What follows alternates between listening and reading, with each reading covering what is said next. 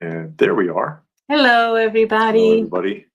Glad you could make it today. We'll see who all comes in today. I see Kay Munion's with us already. He got a new thumbnail. I see that. Or whatever you call that. Yeah, I guess it's a thumbnail. Yeah. Icon. I don't know. Hey, Richard. Richard's there. And we got Johnny Future. Yep.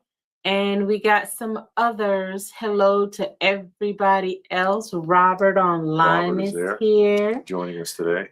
Glad you all were able to join us. The weather is still cold. Yeah. At least it's not a snowy weekend. The last 2 weekends were kind of snowy. Mm-hmm. It did have some snow flurries on Thursday. I think so. Yeah, on Thursday. Yeah, I didn't see it out here, but it was so cold Thursday. And then it tried to rain, but we had some snow flurries. And then because Wednesday it rained all day and everything, but this weather is just ridiculous. I don't know. Yeah, well. Okay, he's telling us the name of the name of the thumbnail. Hey, Pastor Rick. Pastor Rick is joining us, and Renard is there. Austin.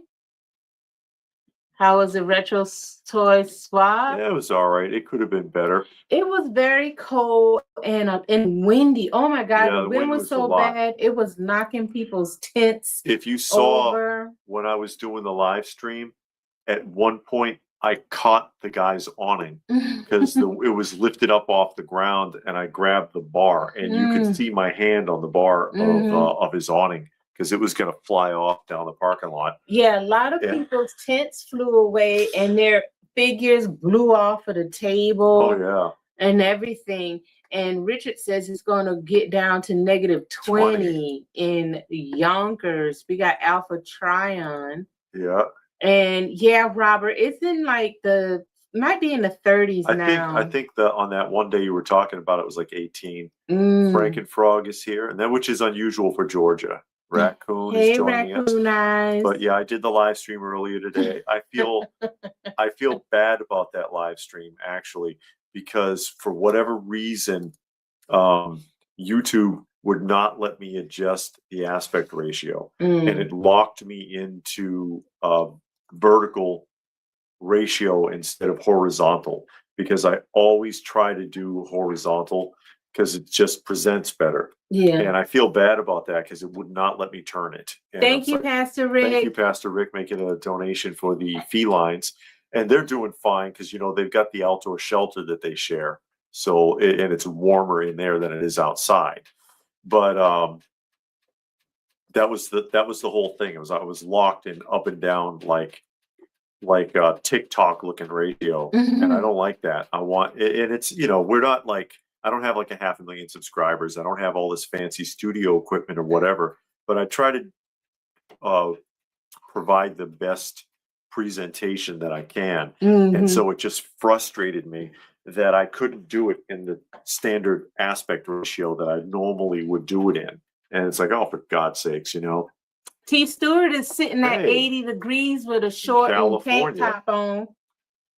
Yeah, a lot of the vendors, now that was surprising. Because normally when you see the vendors with the tents, they'll have sandbags or weights tied to the tent. Yeah, even gallons of water, anything. Yeah. To try to hold those and down. You'll see them with that. But today, I don't know why, but the majority of them had nothing on their tents. And it flew away. But any other time, nice, bright, sunny day, no wind in sight, you will see 50-pound weights on all four sides, sandbags. I'm not joking. Yeah. They have big old weights holding the tent down, sandbags, like he said, jugs of water. I've seen people with 5-gallon buckets just tied to the stake so it won't blow away. Had nothing today. Degs wants to know if we like Lego. Yeah, I like Lego. More so classic than modern. Hey, Deke, how are you? From Smyrna. So, the show was okay. It wasn't the best today. But again, the colder weather drives a lot away. And I explained this when I was doing the video also, that you're seeing a lot fewer vendors than normal because people schedule But then if they don't like the weather when they walk outside in the morning, a lot of them won't come.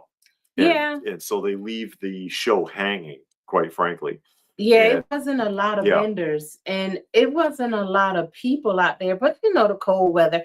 And Georgia does get kind of cold in February. And it starts out really cold in the morning, and then by 1-2 o'clock it'll warm up. But you got to brave the cold those first couple of hours, and people don't want to be bothered with that. No, so if it's raining or if it's cold, they might cop out. Yeah. Because in the summer months, there are times where there's damn near 80 vendors out there. Yeah. That's happened a couple of times where it's like the parking lot's loaded and it's like, wow, okay. Last week, Johnny went to Dallas. Oh, that's right. And he visited the book depository in the grassy knoll. And he called and did a video chat and walked, just showed us. And, I was like ultra excited because that's one of my things. I want to go. I never been to Dallas, but if I go to Dallas, I'm going to the book depository and to the grassy knoll and walk the path.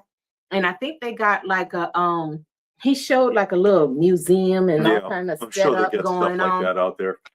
Yeah, David chomping at the bit to show his. No, I'm not. Hey, Saturday morning. How are you? And Dr. Cohen. Okay. Dr. Cohen is joining us.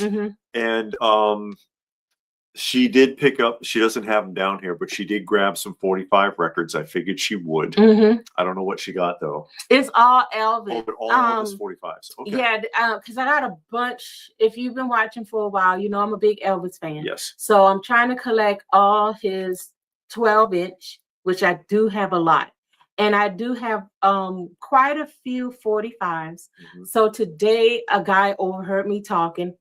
And he was like, hey, you like Elvis? I got some 45s. So I bought them all. He sold it to me for almost nothing.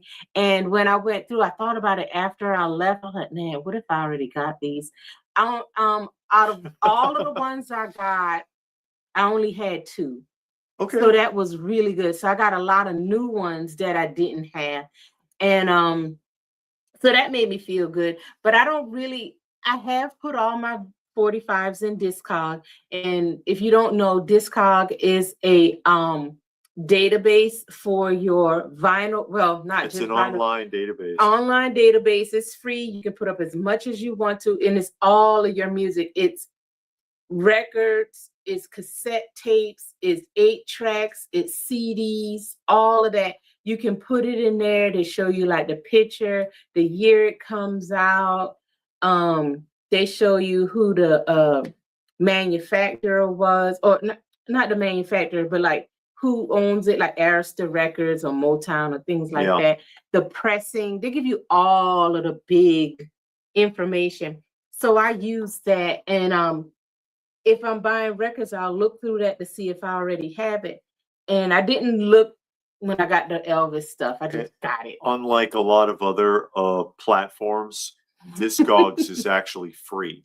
Yeah, it's they don't free. Charge you. And it's not like some of those free services where it's free until you get 5,000 items in there. Like those comic book ones, I know they stop you. The comic book ones stop you at like 100. It's ridiculous. Something like that. Yeah. That's not even a run for a lot of people. Yeah, but Discog is not like that. And probably a reason why you can buy and sell on Discog. Yeah.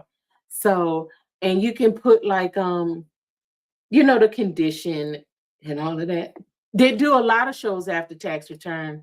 Degs, you'll notice also that right when taxes are coming around is when Walmart will be loaded with televisions.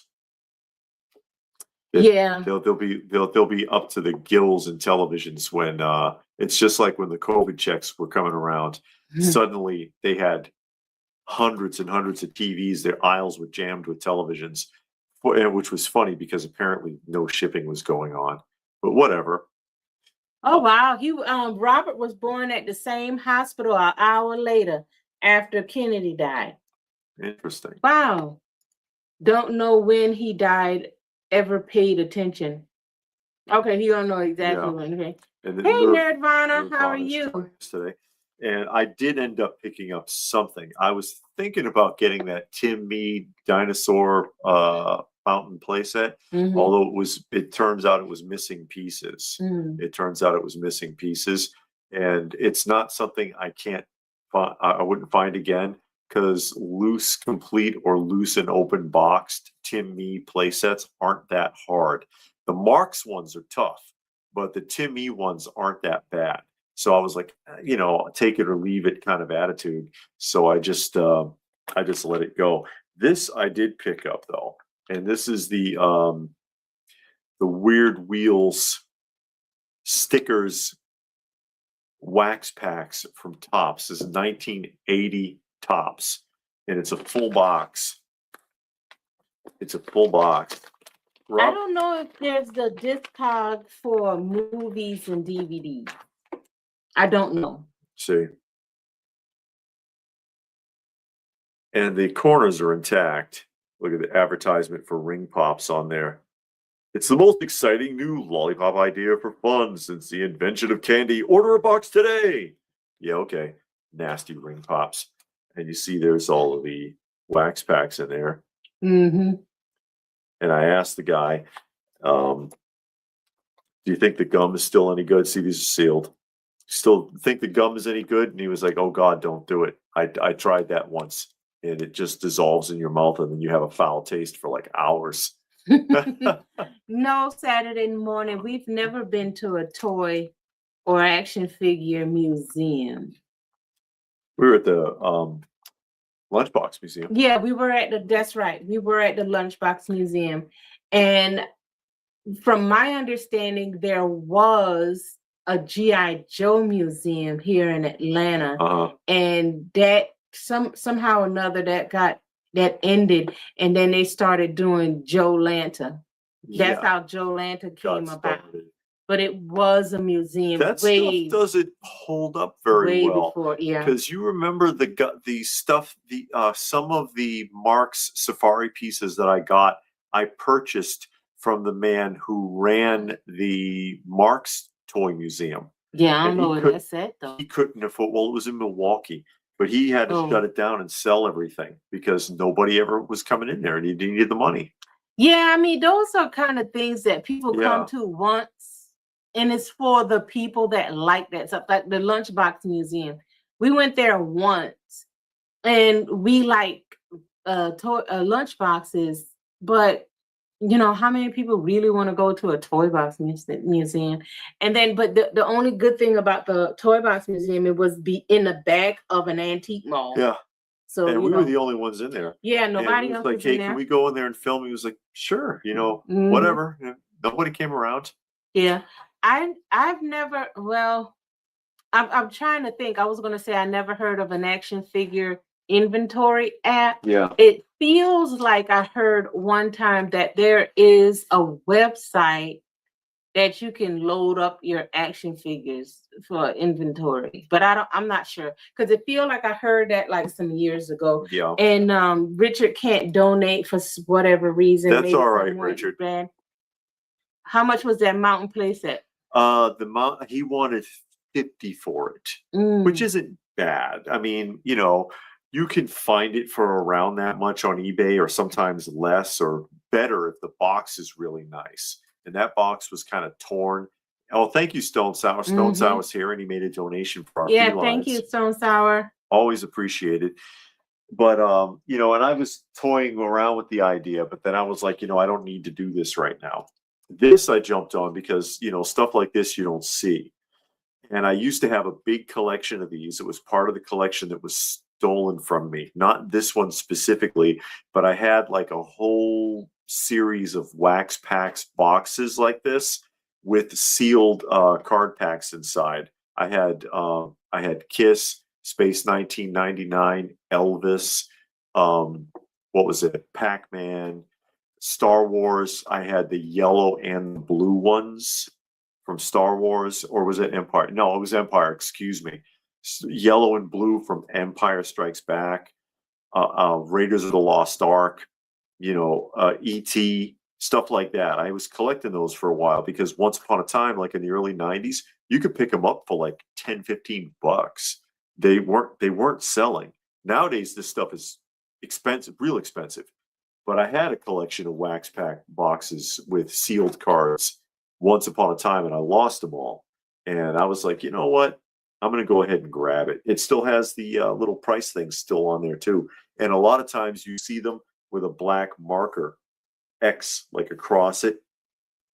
And that's because it was sent back from the store. They weren't selling, so they put that mark through it. And many of the boxes, wax packs that you typically see for sale will have like that black streak across the top of the box, and this one doesn't. But I had tons of that kind of stuff. And again, you know, part of the collection that was stolen. It is what it is. There is a Cabbage Patch museum in Georgia. Is the Cabbage Patch Hospital. That's right, the hospital where the babies are born, and you can go and tour the hospital and see the nursery and all of that stuff right there. Des says that there's a toy museum in Brussels that they got all Smurf, Tintin, and classic Belgian cartoons. And I'm a fan of both of those too, the classic Peo Smurfs and Tintin, because I read those books when I was a kid. And Richard says that CLD, I guess, houses movies. Okay. I know CLD does comics. Yeah, I know they do comics. And there's John McJunkin. Went to a swap meet, found a case of TV guides. 70, 73, 74, 76. That's okay, good. Wow. Near mint condition. That's nice. Those are getting harder to turn up now. And they made millions of them, but they're hard to find now. They're getting hard to find now. Oh, and by the way, and I'll mention it again later, I put up a video today on the channel also, aside from the live stream from the show. I put up a block of some obscure Easter specials, stuff you don't normally see, with commercials added, original commercials put back in. I remember the Pez Museum. I've never been there, but yeah, I remember the Pez Museum. Okay. Dr. Cohen pulled the trigger on Wave 1 and 2 Super 7 on sale, $15 each. Hope I'm not disappointed with build quality. Well, which one did you get? For $15, that's not bad. Which line did you get? We were talking to somebody today at the show. Oh, yeah. And he was saying that he went to the Super 7 store in San Francisco. Everything was half off because the store is about to shut down. Yeah, they're closing it down. Yeah, so everything was half off. There's a Dukes of Hazzard. I've heard that there was a Dukes of Hazzard museum here in Georgia. We tried to find it, and I could not find it. Yeah. Couldn't find it at all. We drove around all over the place. Couldn't find it. Nobody knows about Mark's toys unless they're born around the 50s. 50s to 80s, I guess. But I mean, museum quality pieces, they were in fantastic shape. The condition of them was in fantastic shape, and he sent me the catalog from his museum as well, which was nice because, you know. So David went to a Comic Con in his area, and surprisingly, the amount of vintage toys they had: Black Star Mask, Visionary, and Humanoids, Remco Sectars.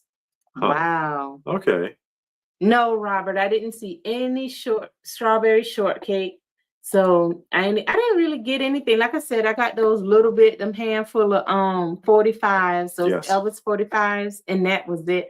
I really didn't care to look around too much. I was cold. So, but I mean, it was cool. I did look, and I did look really good, and I didn't see anything, and I was cool with that. Yeah. Johnny says if I could have gotten there when the museum was open, I'd have gotten you a few things. Hey, so that's nice of you. I really like. Yeah, I love. Well, it's some conspiracies I like, and the JFK one. I don't know if you say I like the conspiracy or that, but I do. Oh, okay. He got the G.I. Joe one. It was the raw G.I. Joes. Okay. But I do like following that up, and I did it for a long time. Bought all of the documentaries, watched them and everything. I just thought it was fascinating. It's a few of them that I think is fascinating, and his was one. Yeah. So I've been finding both Super 7 and NECA figures at Ross for a while now. Yeah, they get around. I do. Rich says, do you remember when Smurfs were big? They had a takeoff called Clowns. The Really? Clowns were made by Mego. Mm. It was Mego trying to knock off popularity of Smurfs. And then, of course, there was also the Starioids. What was that other one? The Snorks. The Snorks was very similar to the Smurfs. Yeah. Also. And they had the Space Nicks as well. Space Nicks, which are actually, they're starting to get expensive. And then there was Gnomes, which was Canadian. And they looked like Smurfs, but they were orange. And they came on little cards with a picture of a house or something. Yeah. And of course, the Clowns, which, like I said, were Mego made those, actually. Mego that made those. But yeah. Yeah, I'm seeing the Starioids there now. Okay, I never heard of those. Oh, there's Isette. Hey, Isette, how are you? Yes, you did, Isette. Yes. I sent you a message because when we were talking, I totally forgot to thank you. And everybody, if you know the power of prayer, be praying for Isette. She's having some health issues. If you don't know how to pray, just say, man, I hope that lady LPH I was talking about be fine. But she's having some issues, so we want to believe with her that she's going to be all right. Mm-hmm. But Isette is pretty cool. We talk all the time. And she gave me a book today, Call It a While. I've heard of Call It a While, but I've never read it. So now I got it, and I can read it. Okay. Oh, no. No, Saturday morning. Don't say that. No, nothing needs to come back. Nothing needs to come back. Leave it where it is in history. It is Blue Splash. So many G.I. Joe comics at the show. Never seen so much of G.I. Joe comics in my life. Wow. Oh, wow. There's a comic show coming up next week, a comic show and a record show. Mm-hmm. Degs wants to know my favorite thing to collect as a kid. It was G.I. Joe. And I used to have to buy them myself with my own money. Nobody gave me anything. I had to do it on my own. Yeah, I saw it. I was looking it up because I never heard of Starioid. So I saw one of the figures on eBay just now, just to get an idea of what it looks like and see if it's a cartoon. Hey, there go Mark. Mark has a YouTube channel. Evening, guys. Awesome to catch a good toy show earlier today. It was all right. It could have been better. It's actual because normally the retro is a lot better. Normally it's the retro and it's old school Tommy. Oh, Tommy. Okay. Talking about short-lived spin-off of Zoids. Okay. Oh, okay. I've heard of Zoids. What was I saying? Oh, the toy show, yeah, because of the weather conditions, not a big turnout as far as vendors because you know it is outdoors, and so I did the live stream and I had problems with the live stream because which again I feel bad about because YouTube would not let me change the aspect ratio to horizontal, and so it's in vertical mode, and I don't like doing it that way. I know. I like having it widescreen. But what are you going to do? And Saturday morning says that the Popples are back with new toys. Oh boy! I have the Popples lunchbox. I saw a Silverhawk lunchbox, and we actually saw Tallyhawk. That's right. Yeah, you can see it was a loose Tallyhawk, and I would have got it, but I don't think it was complete. Yeah, it looked like it was some stuff missing, but I didn't think that thing was that big. It's bigger than what I thought because I did look it up on eBay just to, out of curiosity. It's expensive. I ain't messing with that. Maybe he gets big. I mean, who knows? You know what? Now that Super 7 has everything ultra cheap, I might can get the Silverhawks and they might have a Tallyhawk. That's possible. That's possible. So there we go. Santa didn't bring you a Cobra Commander? Just saying no. Santa didn't come to my house when I was a kid. that was out of the question. Oh no, a new Snorks reboot is currently in development by Dodo Reimagination Labs, aiming to Reanimation. Reanimation Labs, aiming to bring the 80s Hanna-Barbera underwater series back to the modernized, respectful approach. That's what's with a modernized, respectful approach. And that's what's going to be wrong with it. I hope that doesn't mean bright, loud, and fruity. Yeah, that's exactly what it means. You don't need to modernize. I never saw Snorks. I've seen the pictures of it. Yeah. It is a bright cartoon and colorful, and that's fine.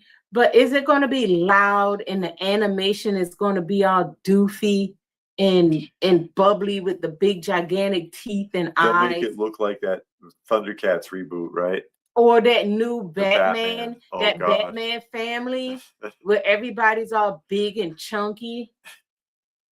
Oh no, Mighty Mouse is back with a new comic. Oh boy. And the old shorts are getting now remastered. I would like to see the original shorts again. I used to watch those when I was a kid and they just disappeared.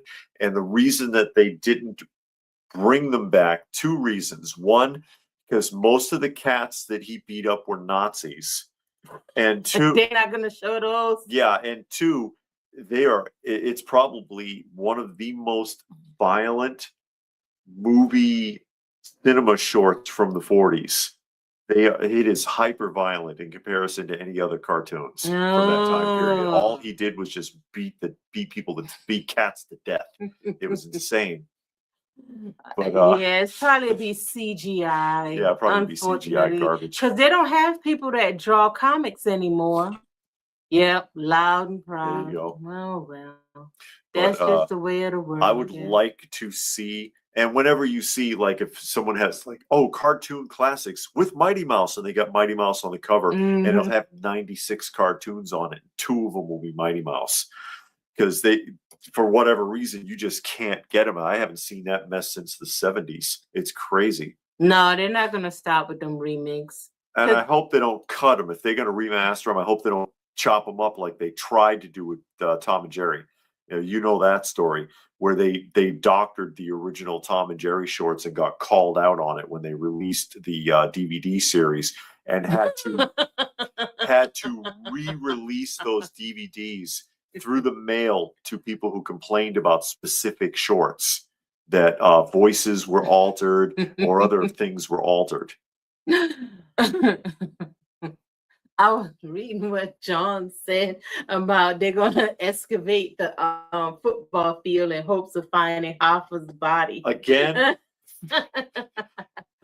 MeTV is going to air the classic. How is that MeTV doing with those cartoons? You remember they made a big deal a few months back. I think it was MeTV. I heard about it briefly. Yeah, and they were and everybody was all excited because they were going to start showing the old cartoons, but we don't have MeTV. Yeah. So we never saw it.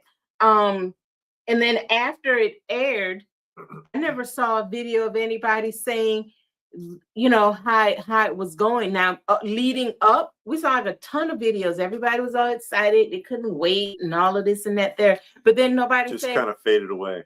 Yeah. Going to be in and out for a bit. Okay, going to a few stores. That's cool. And again, thank you, Stone Sour. Sorry. Made a donation to our feline fund for always appreciative for our shelter cats that we take care of. And about that football field with Hoffa, you know, they already radar scanned that whole field some years ago because people kept insisting he was buried there. They radared that entire field.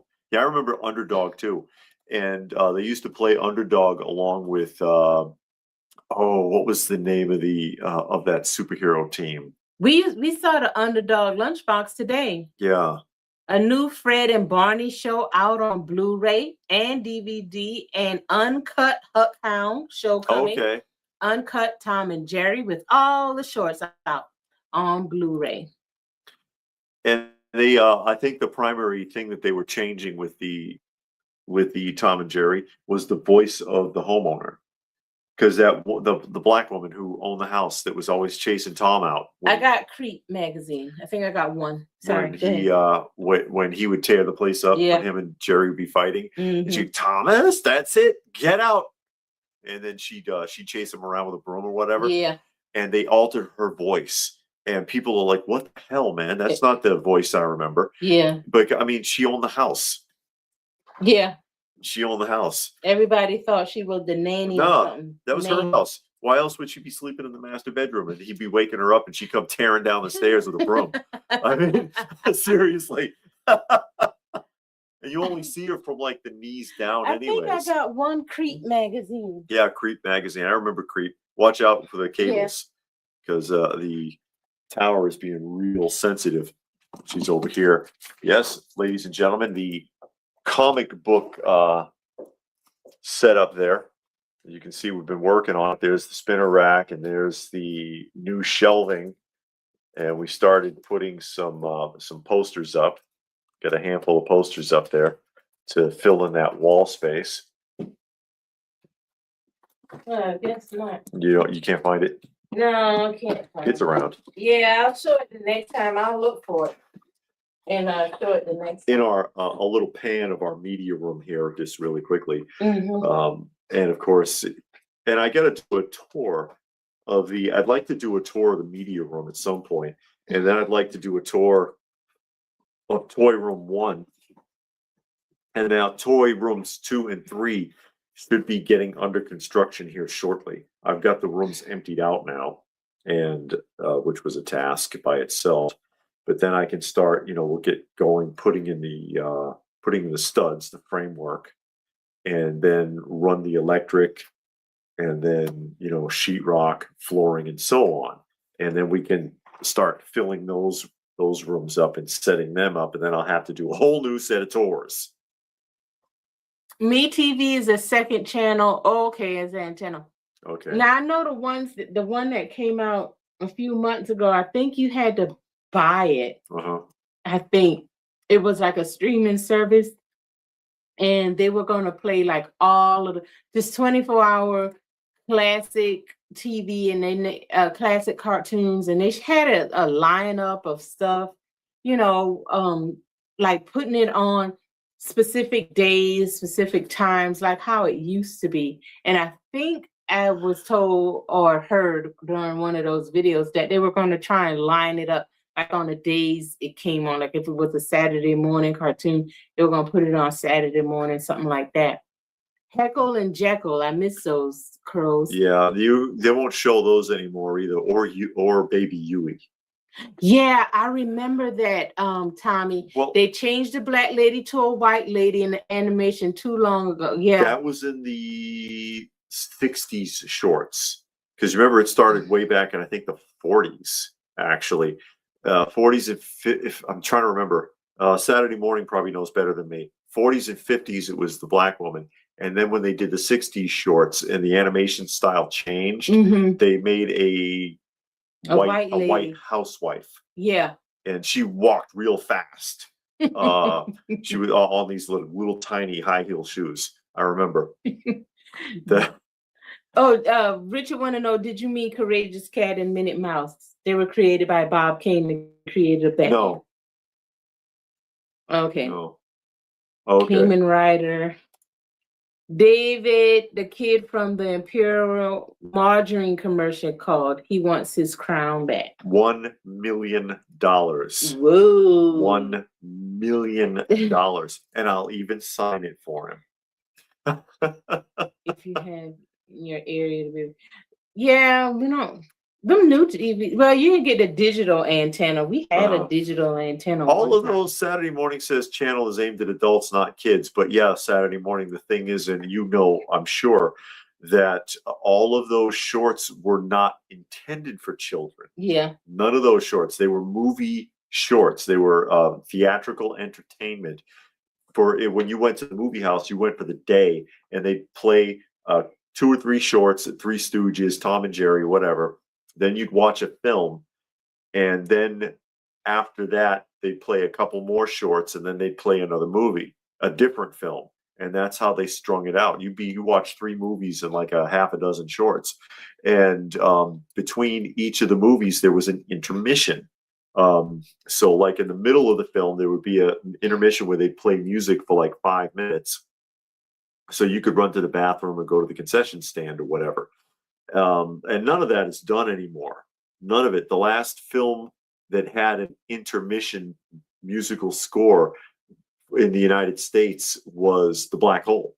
That's how long it's been since that's been done.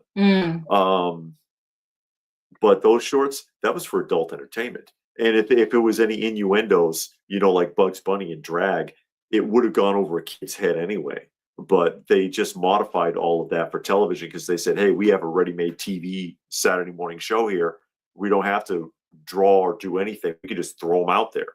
And they did it with the Flintstones too, but they took all the smoking out because they used to smoke Winston cigarettes and advertise Winston cigarettes and One A Day vitamins on the original show. But they clipped those and then just turned it into a child's program. With all the He-Man hype, Dr. Cohen went back and watched the Dolph Lundgren Masters of the Universe. Great cast: Courtney Cox, Bill Barty. Dolph lines were minimal. Frank, somebody. Skeletor was great acting. Yeah, Skeletor did good. Billy Barty was in everything. It involved a dwarf. Billy Barty must have been in 500 movies. He was in a lot of the stuff from Sid and Marty Krofft too. Billy Barty. It's interesting how the 40s and 50s cartoons were spoofs of movies. Said Tommy. Yeah, of course you wouldn't have understood it as a kid if they were sitting there making fun of making fun of actors from Gone with the Wind. You don't know who the hell they were. Yeah, family friendly TV. You usually get family friendly shows and movies. So it's like I guess like Dove TV a little bit. Okay. So you don't get all of that raunchy, nasty stuff like you get sometimes. Yeah, Saturday morning said, Three Stooges and Little Rascals or Our Gang. Hey, Legends is joining us. And then Dorian. Top Cat. I remember watching Top Cat, but I don't remember the show very well. Oh, okay. I haven't seen it since I was a little kid, but I remember watching Top Cat. We were just finished, we're almost finished watching the original 1966 Space Ghost. Oh, are we? Yeah, I think we're almost at the end of it. Oh, okay. Space Ghost and Dino Boy. Dino Boy is annoying. Dino Boy is a little punk. They threw him out. They ditched him. Because I didn't understand that how the boy fell out and nobody else fell out the plane. And how come no one came back for him? No, and they didn't say that the plane crashed or nothing. They were like, quit, Dino Boy. The plane's on fire. Parachute out. Bye. That's what happened because he's a little bastard. There was an old show on PBS called The Matinee at the Bayou.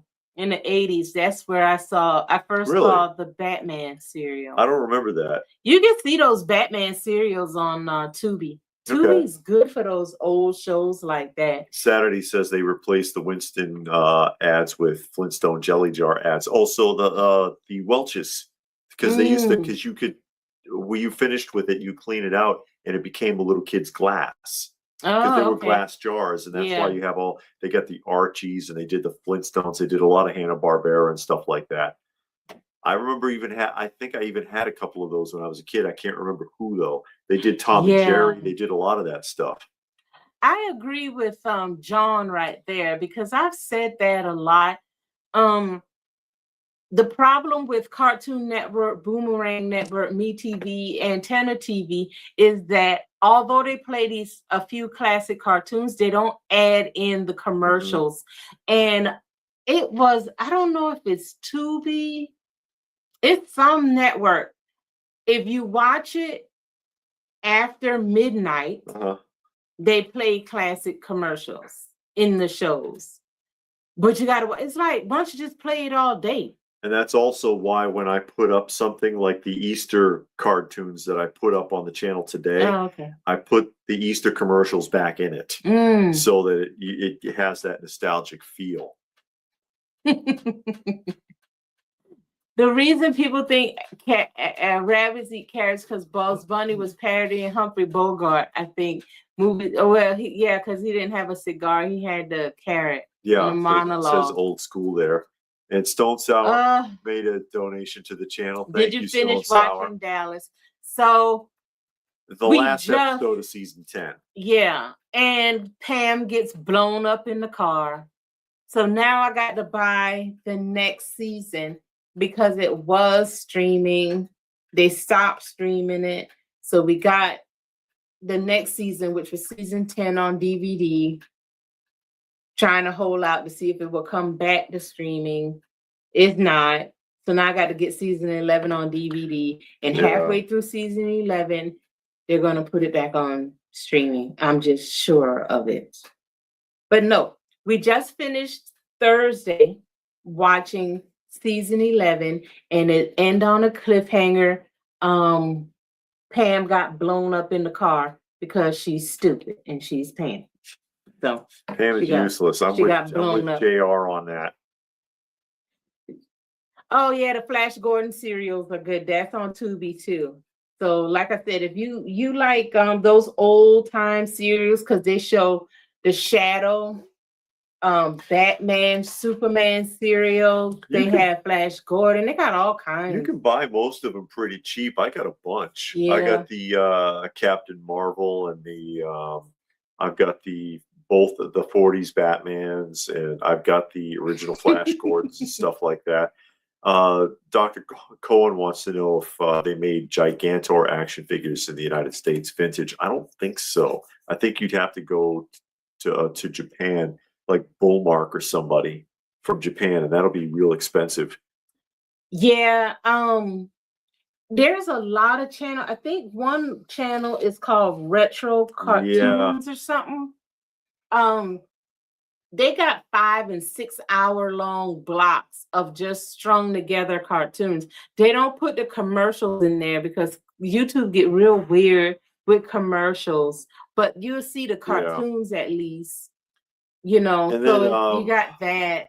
Yeah. Oh, you mean ads? Yeah. If they don't, or they'll do things like when I had even Alpha. Oh, your video will be blocked in the following countries, and it's like 174 of them. I mean, it's like the list is crazy. YouTube really kicks the shit out of you. Yeah, they do. And they do it. They're a monopoly, and they know it. And they know you can't really go anywhere else. And yeah, I remember her. That's the little short girl, the niece. The one you didn't like, the little tiny niece from Dallas, the one that used to mess around with Ray. And then she got married and all kind of stuff. I didn't like her either. I can't think of her name right now. The Shadow was good. The radio show, The Shadow, Robert? Yeah. Did we? We listened to it a little bit. Like 1 or 2 episodes, but not, because you're still listening to the CBS radio one. Yeah, I'm listening to CBS radio mystery drama. So we'll listen to an episode of that a day as we get ready in the morning to go to work. John would like to see a dedicated channel where they play it as it was on television back in the day. And that's what I can't think of the name of the network. I want to say it's MeTV. Whoever came up with that network a few months ago or a year ago, they made it sound like they were going to play it in its original form with ads and all, because those ads, they'll work. I mean, half of the stuff is still sold. Some of the stuff is not sold, but the majority of it, the bread, the Anderson, all of that stuff is still sold. You probably will get better sales because the commercials is better and you knew what they were selling. Nowadays, you don't know what they're selling. It just kind of comes on. They don't tell you nothing. Did you know that they made Black Hawk cereal? Yes, that's on Tubi with the guy that was Superman in the all-time cereal, Kirk Allen. What you got there? Yeah, just a handful of these is what we were talking about. Yeah, these are those old like live action serials. Like I got the Black Hawk comics, but yeah, on Tubi, the Black Hawk serials are there. And this one is crazy because Shazam's running around just murdering people. Oh wow, they show him killing. Yeah. Oh, It's like it's the one guy. He's on the rooftop and he's asking him questions. He's just like, I don't know. I swear I don't know. And he says, well, then you're not any use to me, are you? And he threw him off the roof. He's ruthless. Batman and Robin, the 1949, and then the 1943 Batman and Robin, where the Batcave is like a desk in a room. it's pretty pathetic. okay. The Flash Gordon trilogy, but most of these are still pretty cheap. Eric is hunting down the new McDonald's changeables. Those are the ones that I thought was really interesting. None of the other stuff that they've come out for the new so-called adult Happy Meals I thought was interesting, but those I did think it was interesting. he hasn't eaten McDonald's food in years, and the store won't sell just the toys and he's sick of the food. Some of the places I've heard, people have been talking about it on Facebook. In some places you can. And there are people that said, yeah, I was able to buy one of each and got the whole line like that. I guess it depends on where you are. Yeah, it must depend on the management. Yeah. There's the Little Rascals, not to be confused with Our Gang. There's 2 box sets, okay? Because Little Rascals, this goes from the silent era up to a certain point. It says complete collection from this studio. Okay. Because they moved to another studio. And the 2 studios, this is 1929 to 1938. From 1939 on, it was a different studio. And those studios will not cooperate to make a collaborated box set. So there's 2 box sets. And this is the earlier stuff. You'll find the same problem with the Marx Brothers. Marx Brothers complete collection. Not really. There's 2. There's 2 Marx Brothers complete collections for the very same reason, because who is it? MGM and Warner Brothers or whoever will not work together. And so they made their own box sets of those films. Yeah, McDonald's, I don't know if that stuff, any fast food really. Oh, no, it's awful. Classified as real food anymore. I don't even go to Subway anymore after they can't find out what that tuna fish There is. was a lawsuit, and they never came out with the truth. I don't know what happened with that, because the 38 different laboratories tested the tuna and could not determine what it was. They said they can't even tell if it's fish. and Subway was in a big lawsuit. I don't know what happened from it. After they came out with we don't even know if this is a food item. You never heard from it again. And I used to go there. The only thing I would eat is the tuna. So I'm like, well, I'm not going to eat this mess. So now I go to Publix or Firehouse. Now I love Firehouse, but Publix is the best because you can't even close the sandwich when they get done with it. This one's been done by Riff Tracks. Who? Undersea Kingdom. Yeah. Oh. And then the Superman cereals. Look at that guy on the back. Flip it around so they can see him on the back. How he flying and stuff. His fist. Robert goes to Subway. He eats the meatball in the Italian sub. You don't know if that's meat. Oh, yeah? Is it made with real Italians? Menace from Outer Space. It's Rocky Jones, the Space Ranger.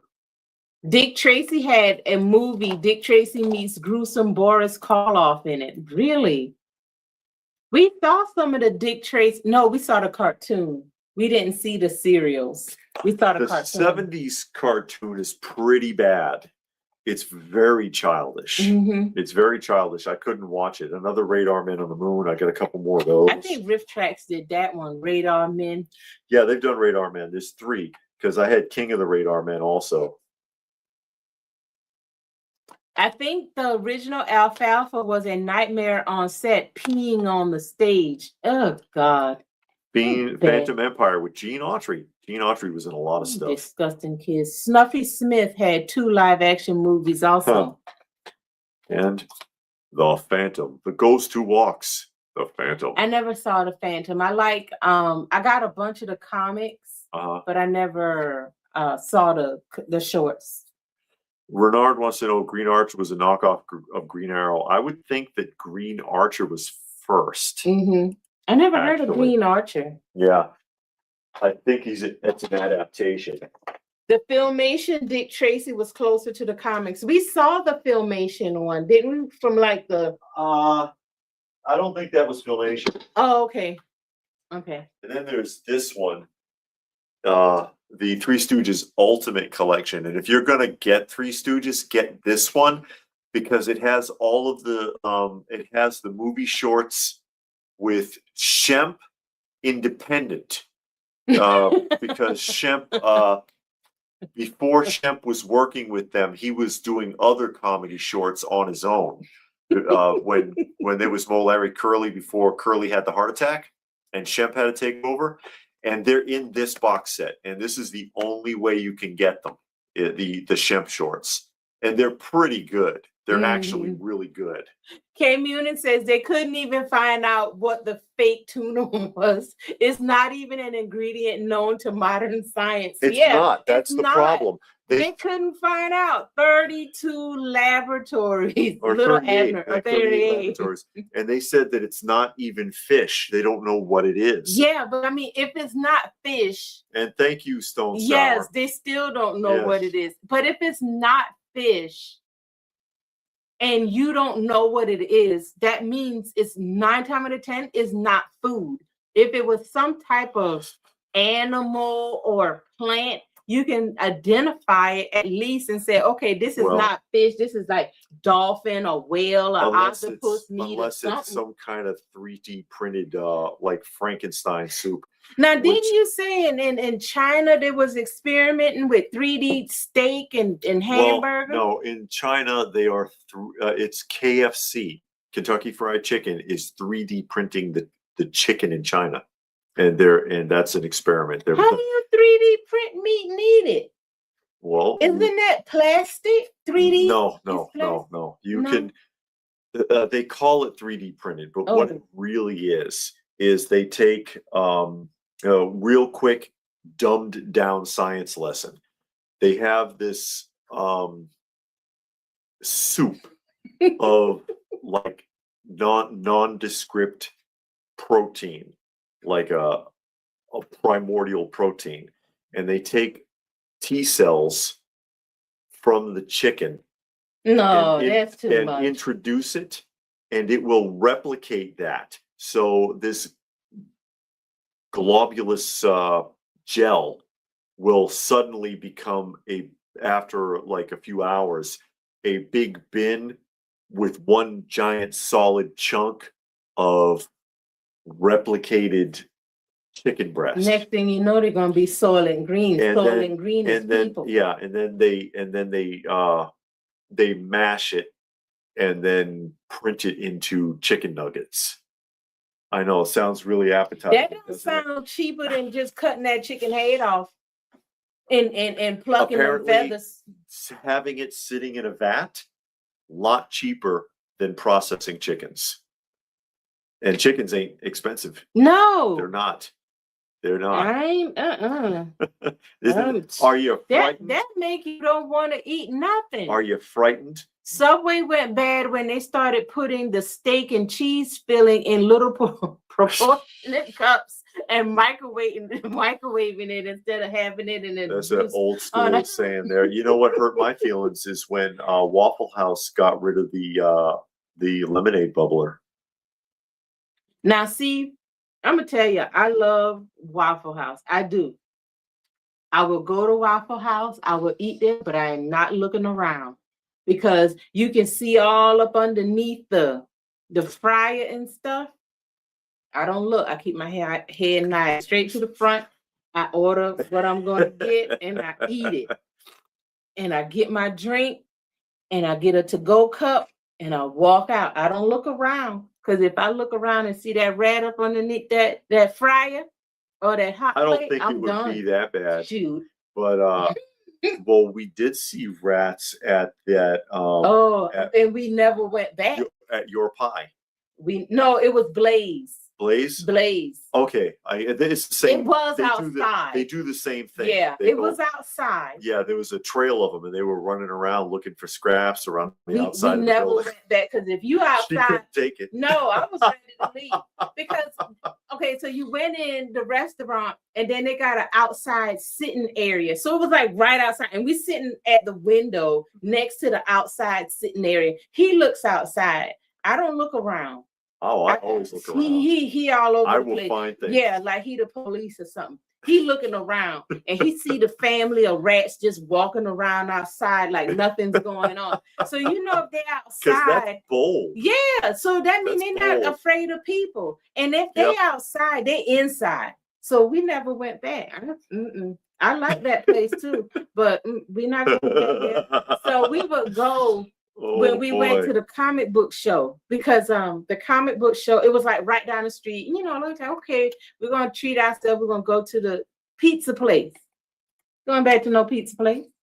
I'm depressed to watch classic cartoons and TV shows interrupted by ads for incontinence, adult diapers and insurance. Play some Mattel has. Yeah, John. And again, that's why when I put up any of those shows, I put the original commercials back in just to give it that nostalgic vibe. That's what I want to see. I want to see that nostalgic vibe. I know YouTube's going to put an ad in there. Yeah. But you will, like when you watch the Easter one, I think the first commercial that comes up is Paws. Remember the Paws eggs? Yeah. And I'm sure somebody is sitting there watching the block. And then it jumps to a 70s Easter commercial, and they're like, "Holy crap!" You know what I mean? That's got to really punch them, and it must be exciting because that's why I like doing it. It's a lot of work, but dropping them in the right blocks. Stone Sour says the main ingredient in Subway tuna sandwich is microplastic. It is. It keeps it chewy. Yeah, and then it get all in your insides, and then they do an autopsy when you die, and your stomach full of plastic, and then you have them worms coming out. You know they had those worms. They did those autopsies on those people, and they were full of worms. No, it was in their veins. Well, it was somewhere, right. And then you sitting down. You know how you watch on TV? And then a little worm and you can see him moving around on your head and stuff like that. That's what happened. You know what that makes me think of? The movie The Stuff. Did you see The Stuff? I saw The Stuff. Who saw the movie The Stuff? You remember? It's like 1989. Really cheesy horror. And the guy, there's white stuff bubbling up out of the ground in like his backyard. And he's like, "The hell is this?" And he tastes it. And he's like, "Wow, that's pretty sweet." Yeah. Okay. And then he contacts some factory and they start bottling it, but it turned out to be alive. It was a living organism and it was taking over people's bodies. Axel Foley's here. Well, at least Star Trek would make real food with their magic tech gizmo on board the USS. The replicator, you hope. You hope it was. I mean, even the people in space got those little tube food. You know, like mashed up baby food in tubes or something like that. And then we down here eating God knows what. That's what Impossible Burger is. If you go to Impossible Burger's website, because Burger King, a lot of places, restaurants are partnered with Impossible Burger now, right? And if you go to their website, they brag about the fact that is made with that is made in a laboratory in a protein vat like that. That's why they said so realistic it actually bleeds. That's because they're replicating fake animal blood. What are they replicating it with? Jelly? No, Trinessa, it's that protein, that rudimentary protein mix. Fake protein. Yeah. But I'm like, if you're a vegetarian, then you're getting away from that. You don't want it to actually taste like real meat, right? I mean, isn't that I'm confused. I don't know because I'm confused by that. But I mean, basically, what you're telling me is instead of having a plant-based patty like some of the other companies, like Morningstar or whatever, then you are making a GMO nightmare burger with artificial blood in it to make it look and feel like a real burger. I'm like, why would you want to eat that? And Because know you what the don't hell's in really there. want to be a vegetarian, just like you got them some vegetarian that eat bacon. Yeah, Is you're in it. Chipotle just as bad? I don't know. Hey, Patrick Patrick. is here. I don't know because I don't eat at Chipotle. I'm gonna start not eating out. David, some of the restaurants here in Miami have over 100 health violations. They've made local and national news. It's one of my reasons why I refuse to eat out. We don't like eating out. I mean, we have a couple of local places that we do like. Mm-hmm. You know, a couple of local places, one hibachi place, and like one family-owned pizza place that is a dedicated. You know, they only have the one location, and they're really good. But aside from that, whenever we end up going to a restaurant, we find ourselves more and more disappointed with the quality of the food, with the cost, with the service, all of it. It's not even freaking worth it. I'd rather eat at home, and she's a good cook. She likes to cook, and I'd rather eat her. We went to we had to go out of town, and we ended up going to a Cracker Barrel, and I couldn't find anything on the menu that looked the least bit appetizing, and I ended up ordering breakfast food, and they couldn't even get that right. The scrambled eggs was so runny it would fall. It was falling right through the fork, and then the pancakes were like chewy. I had to tear them. I had to tear the damn pancakes. I'm like, the hell is this? Are you shitting me? And then soggy hash browns. And I'm like, what are we paying for? I'd rather, she does better breakfast than this. And I'm not saying that to like, oh, well, she does better breakfast. No, she actually does a really good job on breakfast. I like her breakfast. I don't want to eat in the restaurants. And she made a point where she says, you know what it is? When you eat real food, you go to a restaurant and you just realize something's wrong. Yeah. Is what it is. And she's right. She's right. You make real food at home. It's a huge, big difference than going to a restaurant and then you eat at a restaurant. What the hell's wrong with this? But people are so used to eating like that, they don't know the difference. Do you have any plans on getting GoBots in 2026? I would love to, but I mean, that's I've got so many lines going already to jump off into another toy line. I mean, if I came across like last year at the Joe Lanta, where I got almost the entire run of what was that toy line? What was that toy line from Mego? That you got? Yeah, because I got Star Command and I got oh, I don't know the name though. Yeah, you got them all from Seth. Yeah, it was almost the whole run. I got like Dino Riders. Not Dino Riders. You keep saying that. It's not Dino Riders. Eagle Force. I got like 13 figures and there's 18 in the set. So, and then vehicles, but the vehicles are stupid expensive. But to be able to knock out almost the whole set at once for a really good price, because you gave me a great deal on it. That's, if I ran across something like that with GoBots where I could get a ton of them and it was cheap, I would do it. But otherwise, I just another rabbit hole. I mean, we do a lot of wheeling and dealing, and we find a lot of great deals, and I make trades sometimes and whatever. But we're not balling out of control where I've just got millions of dollars, and I can just say, oh my man, let me just buy your table. I wish I could do that. I can't. Dr. Corn gave up all commercial food, cook his own meals, and lost 41 pounds. That's pretty good. On another note, how sad is it that they're using Ramones songs on really? Yeah. Saying you might feel young, but you're old, literally. Old school saying. I didn't hear that one. They're using the old Ramones songs. Yeah. Yeah. And sardine is arsenic. Oh, is man. It? Legends theme and stuff. Oh, wow.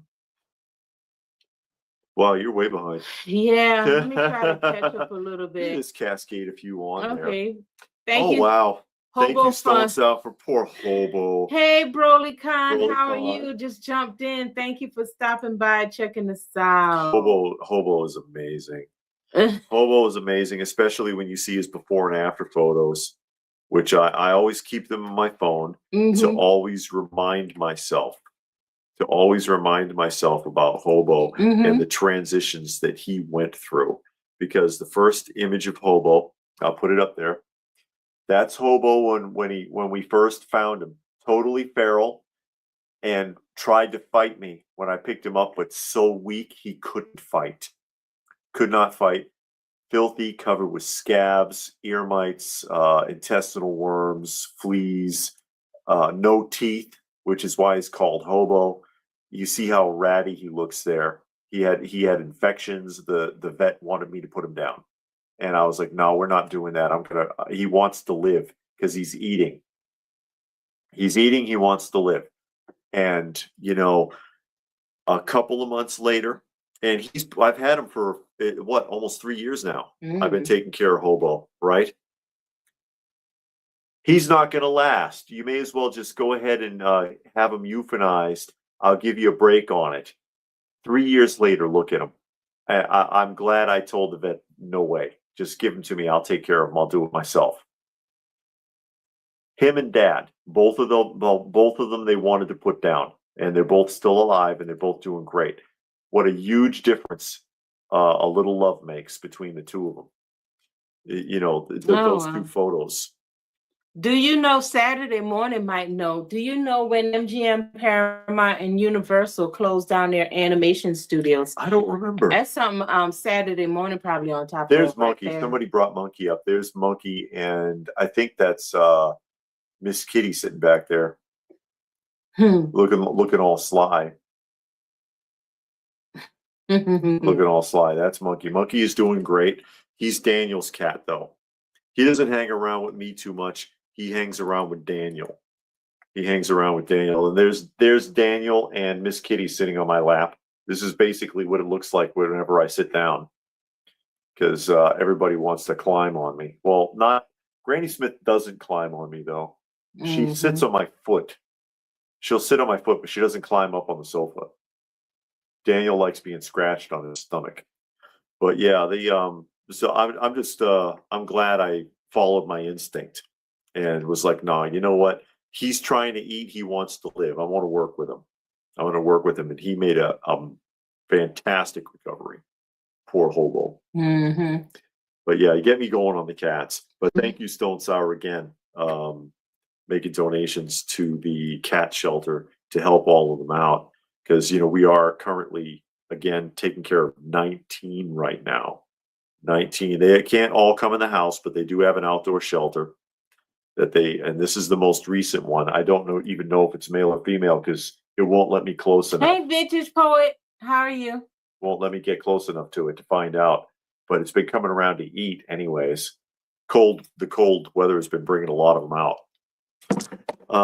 Yeah, Vintage Poet says, I have a cat hid under the bed for 9 weeks. People told me to give up on her, and now she's fine. It's just afraid, especially if it's an animal. I don't know if it was feral or not. If it's been an outdoor animal, Granny Smith did the same thing. You couldn't get near Granny Smith when we brought her in the house, and we brought her in because she had a broken elbow, so we couldn't just leave her outside. And she had never lived inside, never. She was a feral outdoor cat, and she hid for probably a couple of weeks, and then one day she just came out and got comfortable. And now she won't go near an exterior door. If you open the door, she backs up from it. She's like, "No, I'm not going nowhere." But no, yeah, I don't pet no cats because they can't stand me. They hate my guts. That's not true. They don't hate you. Cats don't like me. No, they don't hate you. Poet says it's cold in Canada. I bet. I bet it is. I used to live on the East Coast. Well, I've lived in Massachusetts, which was cold. You already know it's on the East Coast, right up on the ocean. It's freezing in the winter. I lived in Kansas, which can also get very cold. And then we lived in Illinois, which is also very cold. Axel Foley says, do you think you'll ever see a modern movie that doesn't use digital enhancements? I don't think so. Actually, if I remember correctly, and if somebody knows better, they used practical effects in the last Bad Boys film because they wanted it to still feel like an 80s film. And also Top Gun 2. Yeah. Because the planes, the actors were really in actual fighter jets, and they would just swap between the pilot so that you the camera was only on them. Mm-hmm. But they were really up in fighter jets, which I thought was fantastic. Oh, the Vinny Coy lives in Prince Edward's Island. Isn't I think that's where I'm trying to. Anna Green Gables. Yeah. They filmed the that's where I'm period trying dramas to there go. sometimes. And they did that movie with Superman, Reeves, that you like a Wrinkle in Time. No, it wasn't Wrinkle in Time. Something about the time where he went back in time and fell in love with this woman and died in the end. Yeah. If you never thought he could act, that was the show. Yeah, that was a good movie. He looked like he had an honest to God nervous breakdown at the end of that movie. It's like, oh my goodness. Because he was so depressed because he came back to the present time and couldn't get back to that woman he fell in love with and just refused to eat. He just was so depressed and hopeless he died. Yeah. Last week, my family and I were watching Looney Tunes on MeTV when an ad for Pepto-Bismol came on with people doing nausea, heartburn ups. Yeah, that dance. Yeah, that they've been doing that. They've done it a couple of times with different people. Actual singers. Like real people, honest to goodness, performers or artists. So it's that's a weird. Oh well. Somewhere in time. Somewhere in time. Robert. That's where it was. That's the name of it. Yeah. Saturday morning, tons of snow and basements. We have a basement. Mm-hmm. I mean, it depends on the water table, but the further south you go, they don't recommend it. Yeah, they don't have it.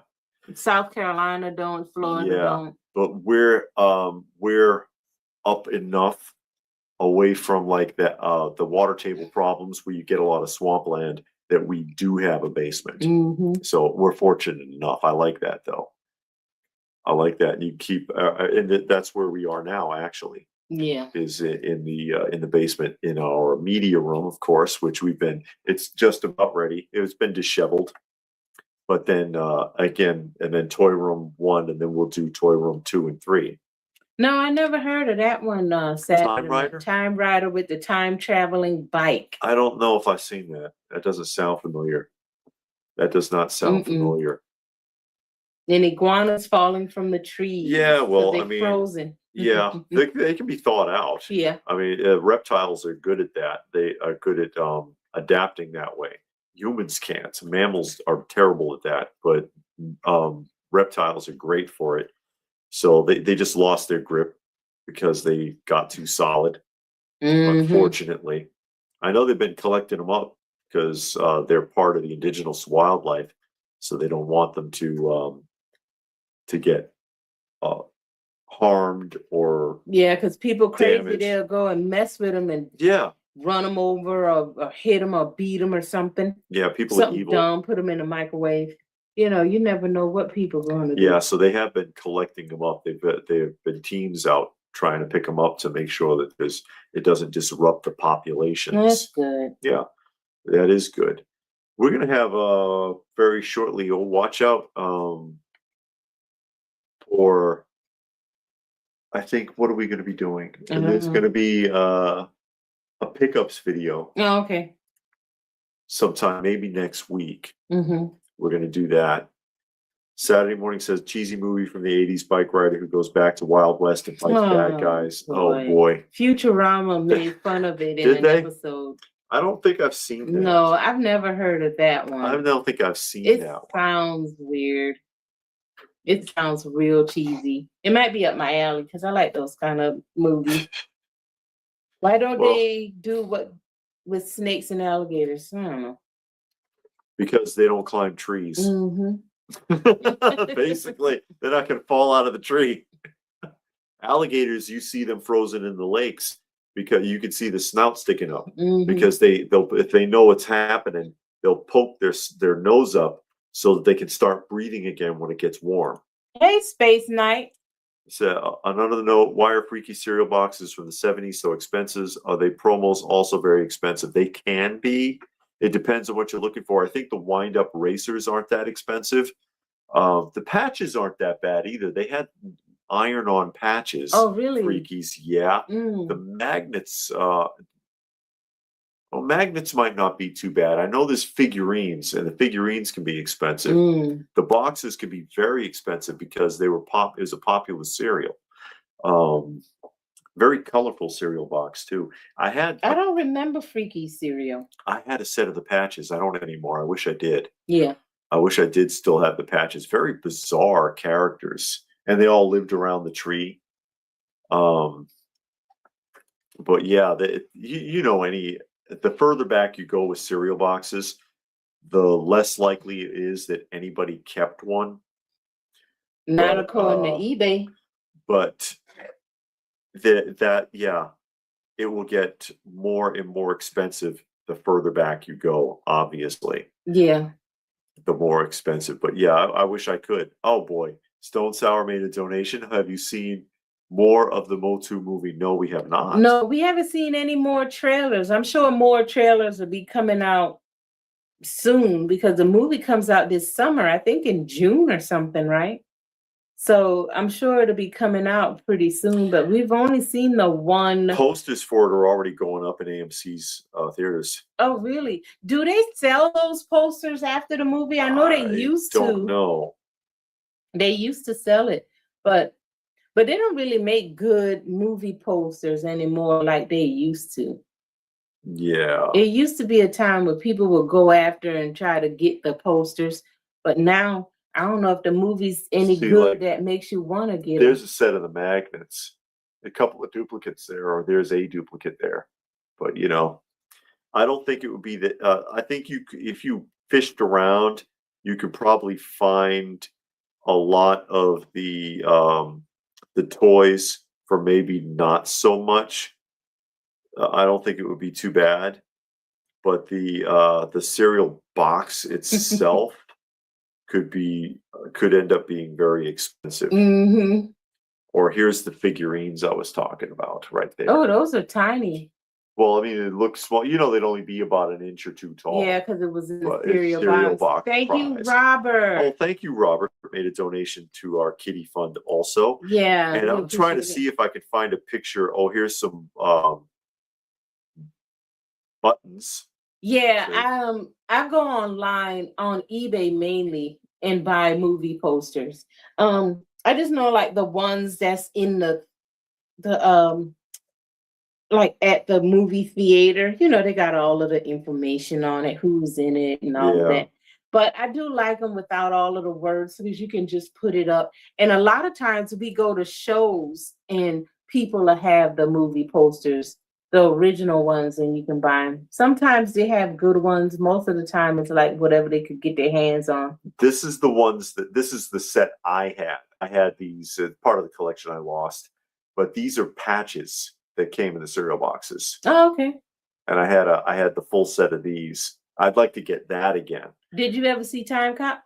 Yeah, with Van Damme, I did see Time Cop. That was actually a fun movie, and there was a TV show spinoff that was crap. Oh, really? But Time Cop with Van Damme was actually pretty good. I liked that film actually, but yeah, it's one I think people kind of forgot about. I never saw Time Cop. Okay. I don't think I have it on disc. I'm not sure if I have it on disc or not. And there was a lot of promo stuff that I had from Time Cop. You know, they had a watch and T-shirts and things like that were given away to rental stores at the time. You could get a lot of promo stuff from rental stores. Yeah, like back in the movie day, that's rental places, even at the record shops and places like that, you could get a lot of the promo stuff. But now, I know they're coming back. I don't know if they have those promo stuff anymore, but that was a good place to go and find stuff because they would have movie posters, posters, and the counter display stuff. And all of that, but you don't have that anymore. No. I don't know if you really can get those counter displays anymore. Do they even make those? I like don't, they used to. That was a big thing. yeah, because I mean, there is no more. That was the VHS culture, Hmm. actually. And they did it for a while with DVDs, but now, I mean, a box of DVDs just goes to Walmart and they just put it on the Mm. shelf. There is no display. Mm. So it's like, because people don't care about that kind of stuff anymore, unfortunately. Saturday Morning bought a Supergirl 80s movie poster decades ago, and they added the Care Bears and Peter Pan re-release in there for free. Uh-huh. That was cool.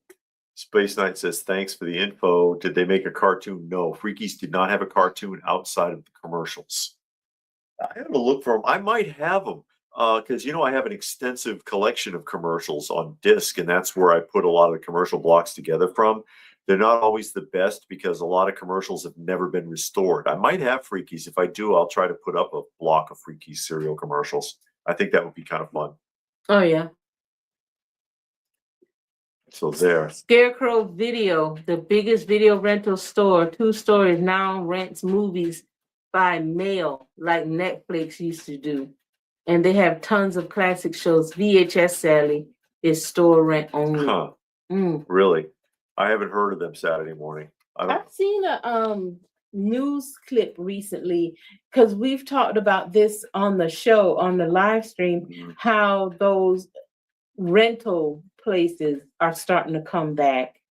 And they had a news clip a couple weeks ago talking about that. People are that hungry for nostalgia. And we've talked about it several times. You go to the Walmart even right now, not only do they have the vinyl records, they get a selection of compact discs. Yeah. They have Instamatic cameras. They have turntables.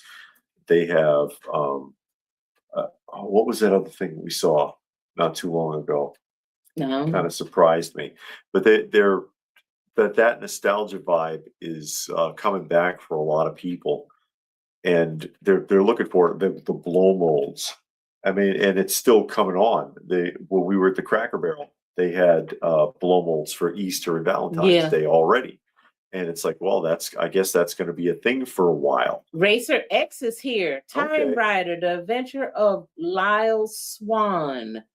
Stars the guy who played Remo Williams. I just watched the trailer. Now I must watch it, Really? This movie. I remember Remo Williams. Remo Williams, The Adventure Begins. It had a comic book too. Do you think that whole nostalgia that's coming back, is that out of depression, a longing for old times, or what is that?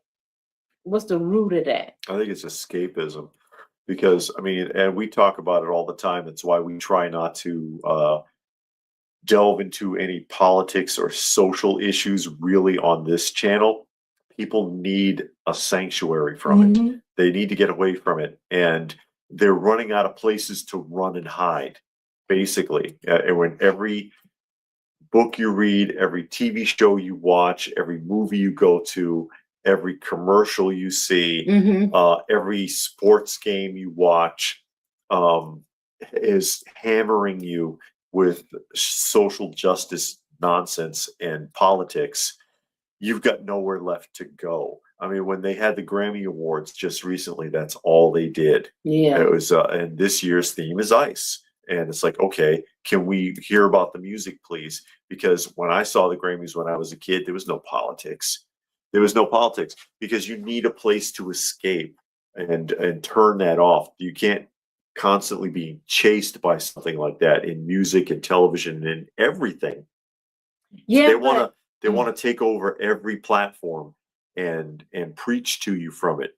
You got to hide somewhere, you know. But I'm talking about the nostalgia. Everywhere you turn in commercial, like in songs in a commercial, in a TV show, they'll put in something like that'll reference something 20, 30, 40 years ago, things like that. Yeah, because they have figured that out. The advertisers have figured out that people are trying to reach back, so they're going to tap into that too. It's kind of like for example, punk is dead. Okay, what killed it? what killed it was industry. Because they sat there and said, okay, it's punk culture, so let's brand it and sell it to you instead of it being organic. And so when it stopped being organic and they were selling it to you, they took over that culture. Now, nostalgia for a lot of people is a way for them to relax, to get away from the world, to indulge in their hobbies and things like that. And they're starting to realize this. So they're capitalizing on it, and they're trying to sell that nostalgia to people. Yeah, even collectors. We've seen that on some of the Facebook groups, Yeah, and it's like Splash is saying that. you create the Facebook group on toys, comics, records, whatever, and that's all you normally talk about. That's all you want to talk about. That's all you care. And then somebody will say this happened, and I agree. And if you don't like it, you can unfriend me. And it's like, why did you bring that here? Yeah. You don't even have to talk about it. You don't have to talk. I don't have to talk about none of that on here. Because you already have your own opinion. And so why do I have to hammer you with mine? Yeah, nobody want to hear that mess. No way. Keep it to yourself. Not in here. I don't want to hear. Yeah, it's just we'll talk about vintage toys and vintage comics and TV shows and movies and music and all of that. And that's something that everybody can agree on. Or, even if it's something that you're not into, like somebody might be into collecting something I'm not interested in, but I can appreciate it because I understand it because of everything I'm into. I'm not going to knock you for it if you collect something that I'm not down with. You know what I mean? Somebody collects modern Marvel Legends figures. I don't have any, but if you like it, okay. I'm not going to take that from you. Okay. That's been done for decades. 80s, after Stand By Me, the American Graffiti was full of 60s nostalgia, and 2000s was full of 80s stuff. Today, 2000s is big right now. Yeah, they keep going back. It's just weird how you see that. And it's all like, where did that come from? It's like we keep stepping back, but then they bring it forward, and it's not all that great. Yeah, well. I wonder what happened to all of the talk shows. Yeah, talk shows died. That was a big thing. It seemed like your mornings and afternoons was full of talk shows. Some of them were better than others. Like I used to watch Montel, Little Ricky Lake, Sally Jesse. Donahue was always a big one. I mean, everybody had a talk show. Even Queen Latifah had a talk show. And the girl from Vanessa from the Cosby Show for a minute had a talk show. Everybody had talk shows. Now you got things like The Talk and The View, those types where you got a panel of people just sitting. Yeah, they just continue to get worse. They're still around. They just continue to get worse. And it's like, because they weren't, I guess they had their entertainment value for the time, but they weren't that great, honestly. They led to the demise of television anyways. You don't think Maury Povich, You're Not the Father?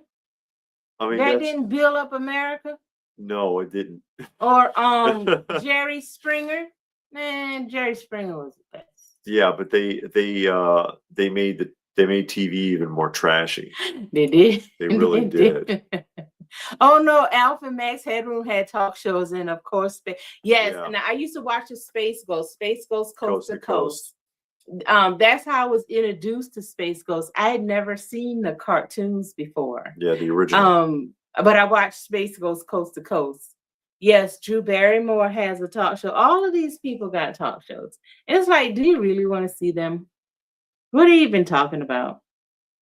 Dr. Cohen says he's hooked on Marvel Legends X-Men 97. Can't pull the trigger on the Sentinel. Yeah, it's expensive. That the modern one, you got to watch out too, because there was a defect in the knees on those Sentinels when they started shipping them. So some of them have really weak knees and they'll fall over. Jerry Springer was staged. I think the first couple of times, maybe, it had there were really some type of something going on, and Jerry then just Springer was an idiot. what? Jerry Springer was an idiot. Jerry Springer is the guy who was running for governor. Yes. And lost because they found out he had been with a prostitute because he paid her with a check. Oh, why did you do that? You remember now when Geraldo got hit with that chair in his nose, that was real. Yeah, they broke his nose. The Ku Klux Klan broke his nose.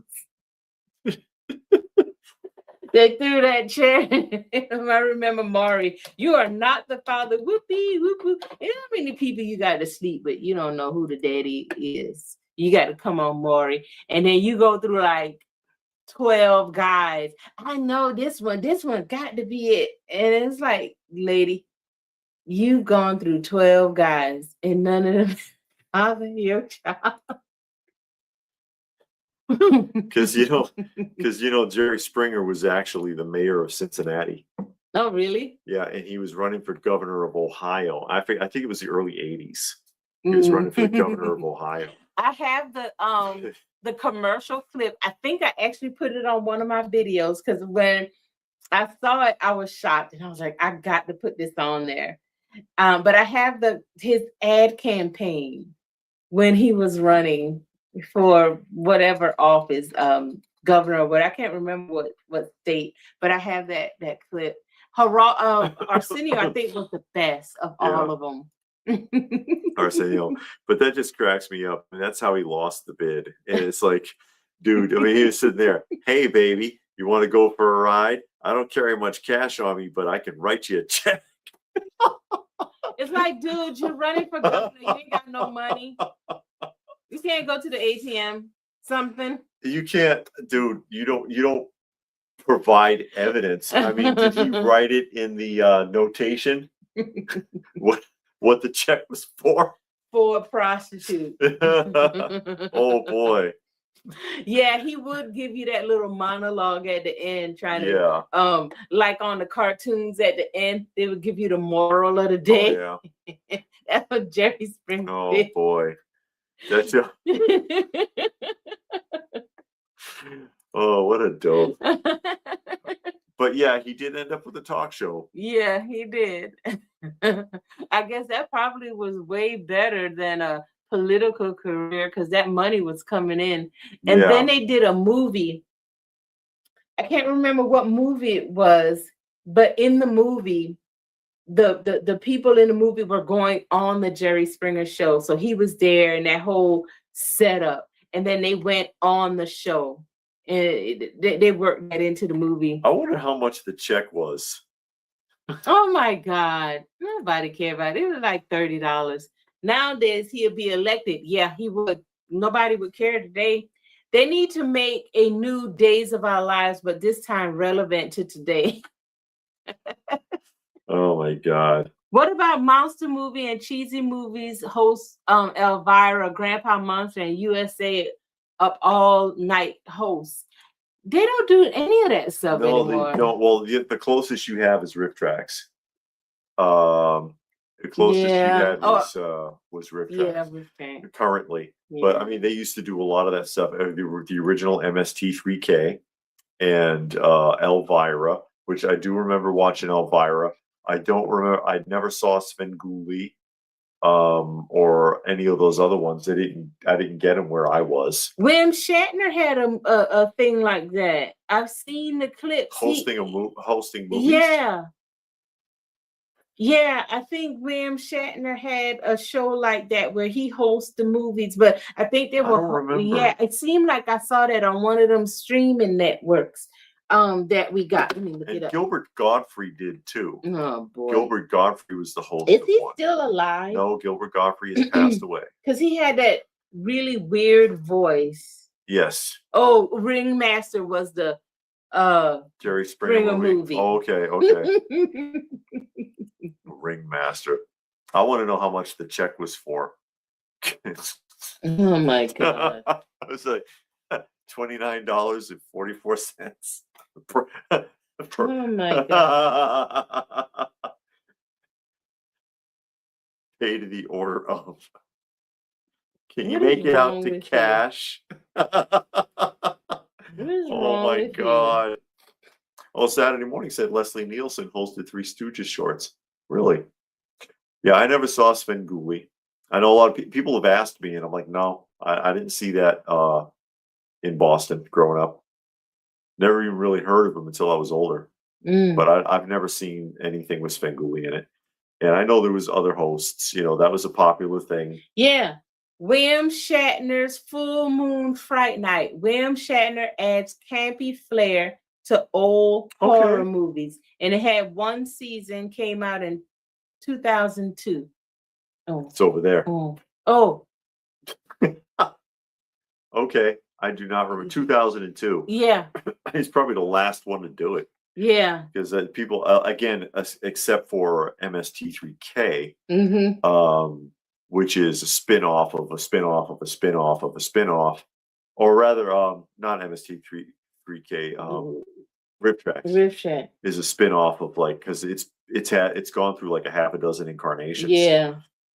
Yeah, Robert says Gilbert Gottfried did USA Up All Night. Okay. Really cheesy movies. Yeah, I bet.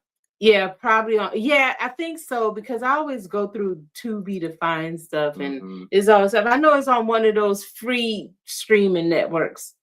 Carrot Top. Oh no. Carrot Top doesn't need to do anything.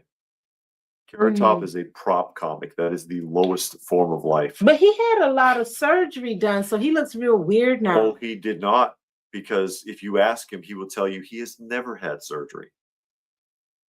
Saturday Night Dead, and Gilbert Gottfried was on there a couple of times. Okay, we had a local show called Saturday Night Dead, says Racer, and Gilbert Gottfried was on there a couple of times. Okay. Yeah. Carrot Top denies any surgeries or any alterations. He says it's just because I work out a lot now. That's why. It's because I work out. I haven't had any surgery at all. But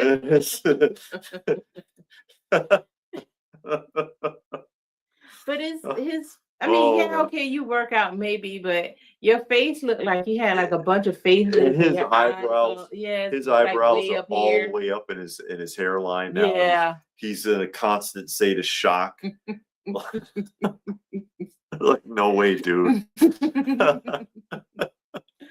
Oh boy. God. But yeah, he's a prop comic. I'm like, how did a prop comic get to be famous? But then again, how Howie Mandel was a prop comic. That's how he started, was a prop comic. And then he landed Saint Elsewhere, which was a serious part and did real acting. But yeah, he started off as a prop comic. He used to do this bit where he would stretch a hospital glove over his face. And he would breathe in through his mouth and exhale through his nose and inflate it. Top Gun 2, was that the Maverick? We just saw that last week. Yeah. It was very predictable. Yeah. As soon as you knew that little boy, because when they showed the pictures, you know, okay, that boy is gonna come back. He's gonna have issues. I thought he was gonna blame Tom Cruise for killing his dad, but he didn't. He was mad because he couldn't get into school. But you knew they were gonna make up. Somebody was about to die, and they were, you know, I mean, it was good for what it was, but it was very, very predictable. What I liked about it was it actually felt like an 80s film. It did. Yeah, it had that vibe. It did. It did. But Yeah. they could have left out that Lady Gaga song at the end. I think that the last song should have been Take My Breath Away, because it would have fit. But Lady Gaga did not need to have a song in that film at all. Didn't need to. Yeah, he could be Lionel. Yeah, but the movie was, I don't understand who that lady was behind the bar. I don't know who she was. Hi, Sight Beyond Sight. How are you? Thundercats. Yeah, I don't know who she was. Yeah. Not unless they were saying that they had something going on in between, which was fine. I mean, yeah, whatever. because they had known each other, obviously. Yeah. But yeah, what are you gonna do? Mm-hmm. What are you gonna do? But yeah, I thought it was all right. again, it felt like an 80s film.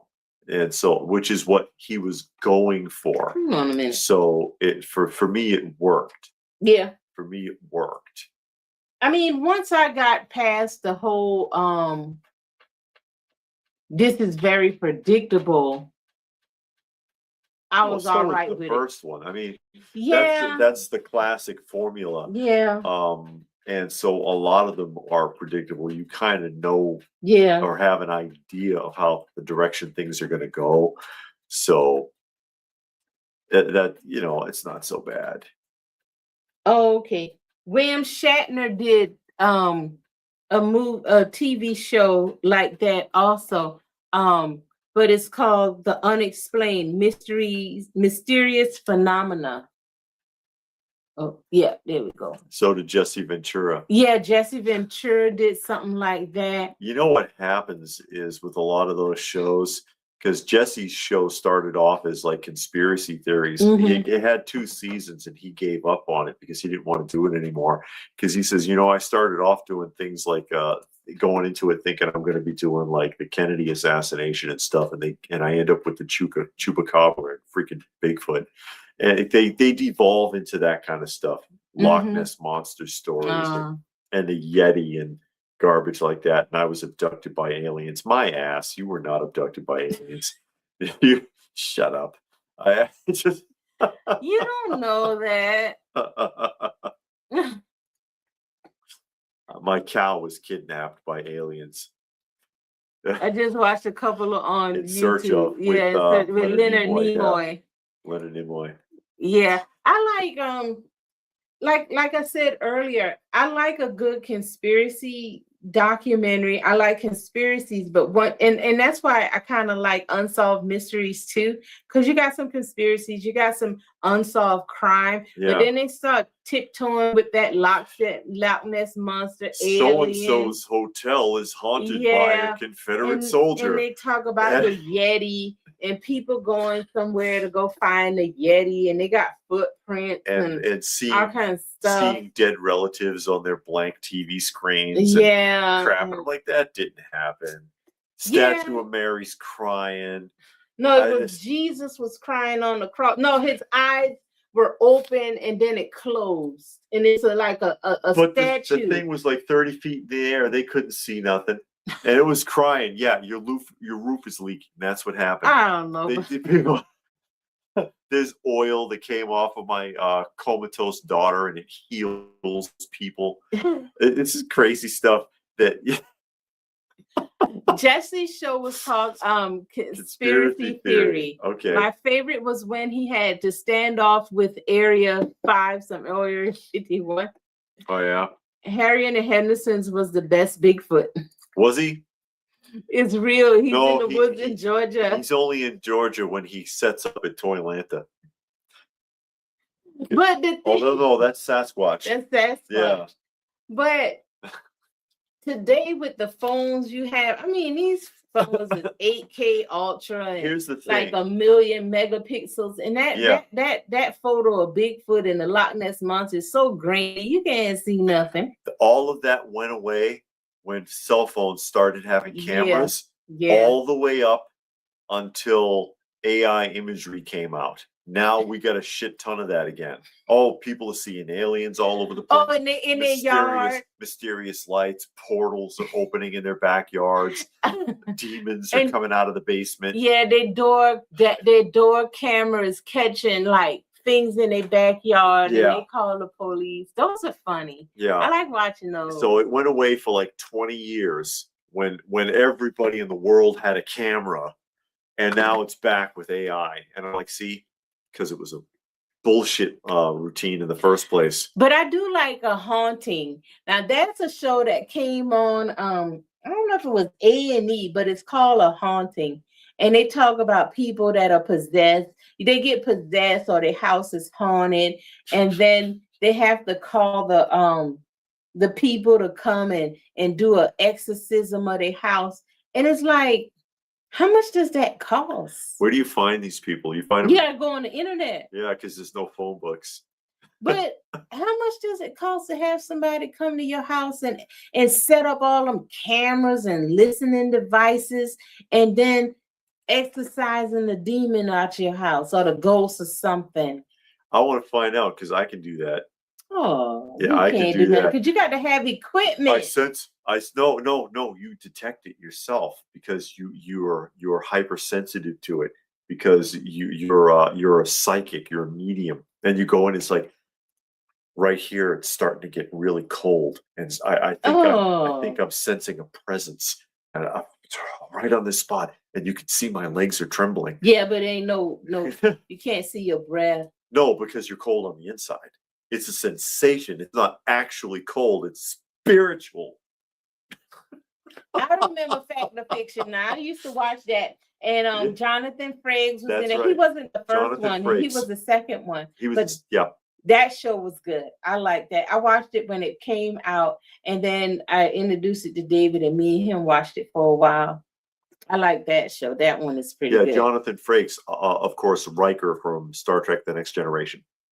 And he was also on Falcon Crest. For one season, that's right. Yeah, well, a couple of episodes.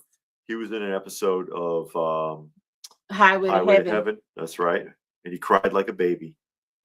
Oh, they had a alien abduction in the 90s that came back. The Gray and the Blues. It duped quite a few people. I didn't know it came back. I thought alien abductions stopped in the 70s. Yeah. I didn't know they were still doing them in the 90s. They don't do alien abductions no more. I guess they got tired of people crazy and stupid, so they don't want to be bothered. Impregnating the people and doing all that and taking specimen. I had Bigfoot's baby. It's like the stories read like something you'd see in the Weekly World News. Those are the best stories. I mean, yeah, they're fake, but they're still fun to read.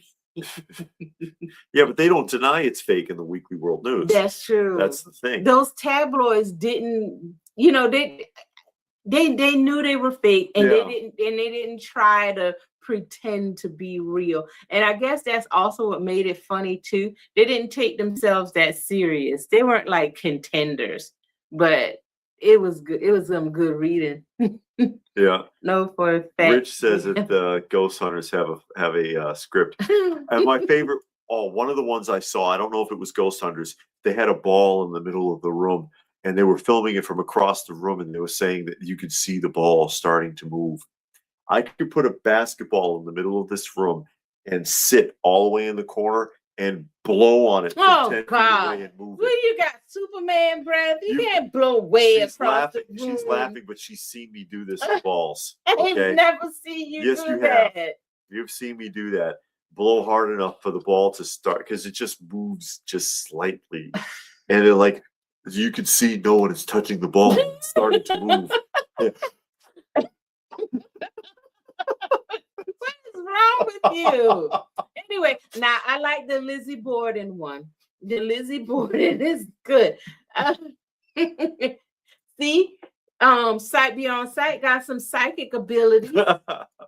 So you never know. And then you got the medium, the Long Island medium. She'll see people out in the store. Oh, I bet she will. She'll read your palm too.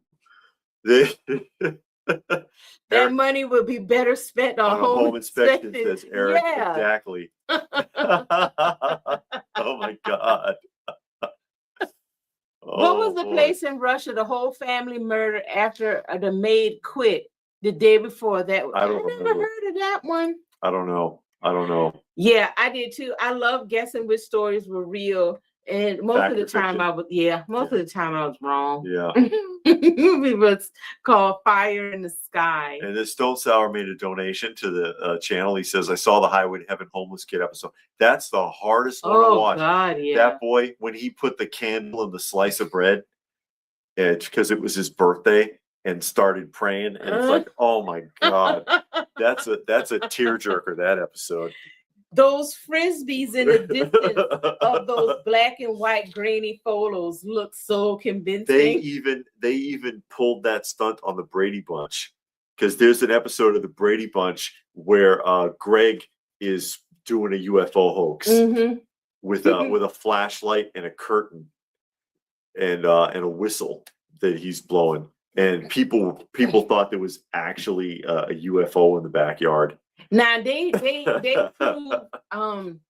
that the crop circles were a hoax, and they finally found the people that did the crop circles and had them show how they did it. Yeah. And they just got a string. It was a group of people with a string. They stuck it in the ground, and then they just walked in a circle in pitch blackness, and then pushed the grain down, the wheat or whatever. And they pushed it down with a board, like a 4x4 piece of wood. And they and they were from a local university. And they're the ones that started it, and they taught other colleges and universities how to do it, so they could do it in different locations. Yeah. And even after they confessed and showed how they do it, people still no, I know what I saw. They don't believe it. They still don't believe it. It's like, oh my God. That's DC. Dr. Cohen's talking about the Time Machine, the movie, The Time Machine, the Morlocks, right? Cannibalistic human underground dwellers is real. Hide your wives. Yeah, Morlocks. Those are the Morlocks. Elizabeth Montgomery did Lizzie Borden movie. She's actually related to Lizzie Borden. Is she? I don't know. I've seen a couple of movies. The Lizzie Borden movies, and they're pretty good. I mean, the story is good. I mean, I like the story. Alfred Hitchcock did it on his show. He did Lizzie Borden with his little fat daughter. He shoehorned her into a couple of episodes.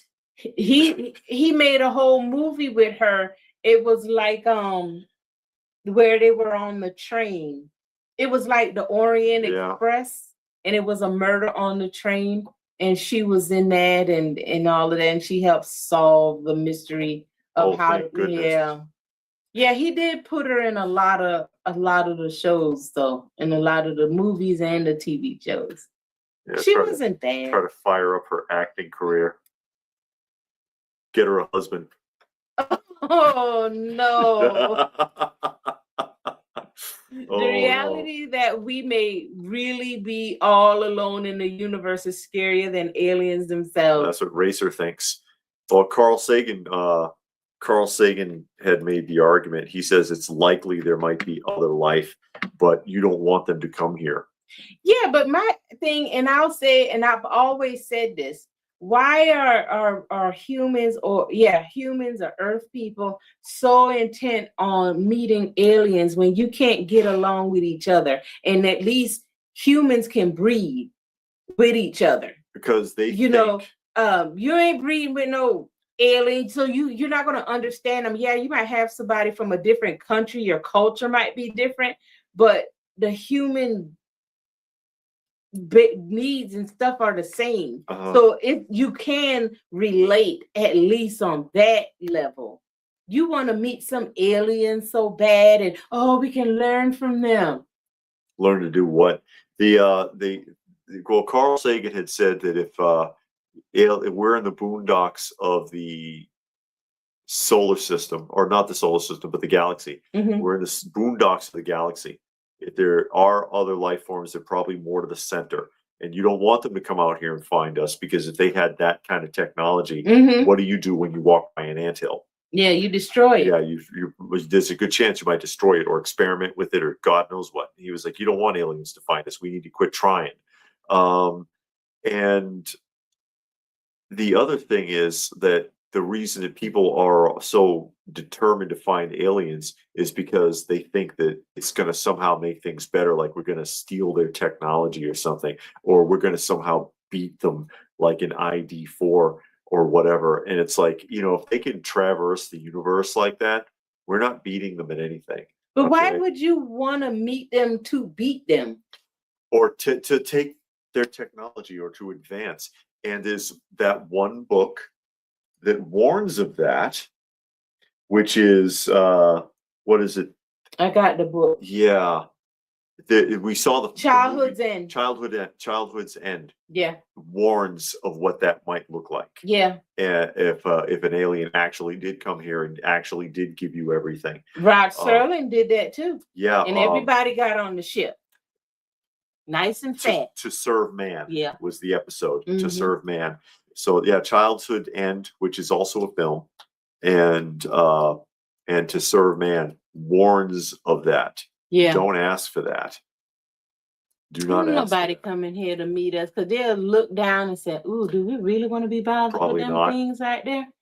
Rich says they're octopi. The aliens. They can communicate. We just don't know what they're saying. They communicate by flicking light at each other because they can change colors. They smart enough to get out of that cage and go do what they want to do and come back and lock the cage back. Yeah, I know. They had those hidden cameras in that one aquarium because fish kept disappearing. They didn't know what the hell was happening. Yeah, they couldn't figure it out. The octopus was sneaking out and eating them. Like in the Predator Aliens movie, they take the technology to use against people. Yeah. According to They Live, aliens are already here with us. Yeah, he's right there. Obey. Yeah, that's right. They Live. Roddy Piper's best film. How many movies was he in? I don't remember, but they were all really shitty B films. Really? It's riff tracks worthy movies. Really? I remember Except for that one. I remember him leaving wrestling to do it because they announced, yeah, this is Roddy Piper's last match. He's going to go be a big superstar in Hollywood and all of that. And then he was gone for a while and then he came back. And it was like, welcome back, Roddy Piper. And then he was a face when he came back because he was a heel when he left. Can you ask McDonald's to up the weight on their patties? Here is 45-gram Big Mac. Why can't we go 260-gram patties? Well, it starts out that way, but then when they fry it, it gets lighter. The thing about UFOs I don't get is who gave the aliens the lights? I don't know. Raccoon wants to know. I have no idea. It's all who knows? Who knows? Or if you listen to certain like Christian shows, they think that there are no aliens, that's demons flying around in the atmosphere. When we lived in Illinois, that's right. I used to work at night and I used to listen to this one radio program. And I used to listen to it because it helped keep me up. It was a talk show. And they talked about aliens. You called in. It was one of those call-in radio shows. And people would call in all night long. Of course. About aliens, Bigfoot, this and that. And I'm like, is this real? Because I only ever heard that type of program on TV. You know, when you're watching a movie and they want to talk about the weird guy who believes in aliens, then they would have a radio program and then the DJ or the announcer didn't believe it, and then something happens and they say, oh yeah, we got Carl, he always calling in. It was like that. I mean, now the radio announcer, he didn't act like he didn't believe. He wasn't rude or nothing. You know, he would just put out a question and people would call. Yeah, Art Bell's Coast to Coast out of Seattle, Washington. Okay. That was it. And that thing came on. I listened to it because it was in a lot of stuff on the radio at night, in the middle of the night, and it would come on. And but I would listen to every like talk show, because if you listen to talk show, if I listen to music, I could fall asleep. But that thing came on and I was like, oh my God. Yeah. People actually believe this? People believe a lot of stuff. People think the world's flat. I mean, what do you want? Oh, they got videos of his show on YouTube. Oh, wow. Yeah, I used to listen to that. And I was like, oh my God, I don't know if I could take this anymore. So, I mean, like if every heavenly body is round, why is the earth flat? I don't know. Every heavenly body is circular or ovular. And but the earth is flat somehow. And you can actually, if you're out on the ocean, you can actually, if you're way out in the ocean, like on a cruise, you can see the curve at the very edges. You can see it curving out. So it's like, what the hell? Yeah. But whatever. But that show was interesting, that Coast to Coast. It was, and it came on like after 12 o'clock. And that's basically when I started listening a lot to the radio, because that's when you start getting tired, between 12 and 5:30, because I got off at 5:30. So I listened to every talk show there was. And oh boy, I listened to everything. And that one, it was good, but I'm just like, I can't believe it. It sounds like what you hear on the movies. Yeah. That's all I could think about. The movies, because that's when you heard that kind of stuff. So, and you don't know if the people were calling in were serious or not, or just making shit up. Yeah. You don't know. Yeah, you don't know. But because people will invent anything, and they'll make up a story and they'll stick to it. Yeah, and then they had the big Area 51, like we were gonna go and storm it because they're gonna tell us what's in there. Good luck. You know? Good luck. It is an Air Force restricted area. Well, it's a federal base. If you want to get shot to pieces, you go ahead and you go past that fence and see what happens. So, I mean, most of Nevada is owned by the government. It's all sanctioned off, and because they did a lot of testing out there, especially the Air Force. So I've heard of Dr. Demento. I don't know who. Yeah, Dr. Demento is the guy who introduced the world of Weird Al Yankovic from his radio show. Yeah. Oh, okay. From his radio show, because he would play humorous. Because obviously Weird Al Yankovic's not the only songwriter to do parodies of songs. Yeah, one guy. Yeah, so a lot of people did. A lot of people would do that, but they weren't as well known as Weird Al Yankovic or Al Sherman, for example, was well known for a while. But yeah, he would play all kinds of stuff like that. Ray Stevens did that a lot. Yeah, the Dr. Demento show. Oh, okay. But anyways, we've been on for just over 2 hours. Oh, wow. So we'll go ahead and sign off. I'll remind you guys that we did the live stream from the Retro Toy Swap this morning. If you haven't seen it, we did. We will be doing. See, you made me lose my train of thought jumping around. Oh, okay. It's all right. I did also. So the live stream from the Retro Toy Swap is up. The Easter specials went up today, and we have another live stream that'll be going up next week from a show. I don't know if we're doing the comic show or the record show. So we'll be doing that next week. So watch out for that.